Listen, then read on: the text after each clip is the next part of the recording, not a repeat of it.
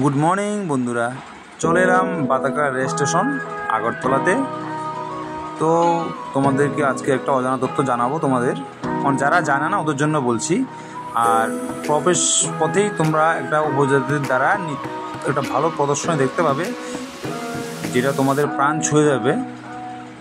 তারপর ভিতরে গিয়েই বাঁ দিকটায় লক্ষ্য করলে একটা জিনিস জানতে পারবো, যেটার কথা আমি বলছিলাম। ভিতরে একটা সুন্দর আনন্দময় একটা পার্ক আছে।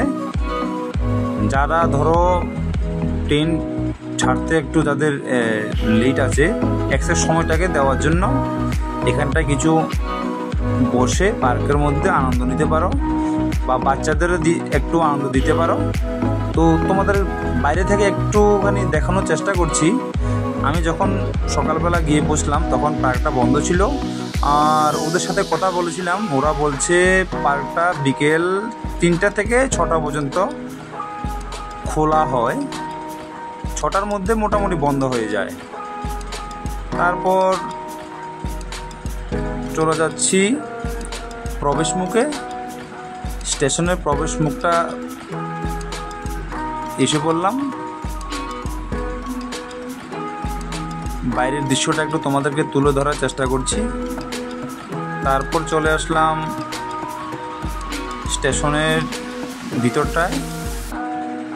দেখতে পাচ্ছ এখানে ঢুকতেই তোমরা একটা ড্যাশবোর্ড পাবে, যেখানটায় ট্রেনের টাইম টেবিল দেওয়া থাকে।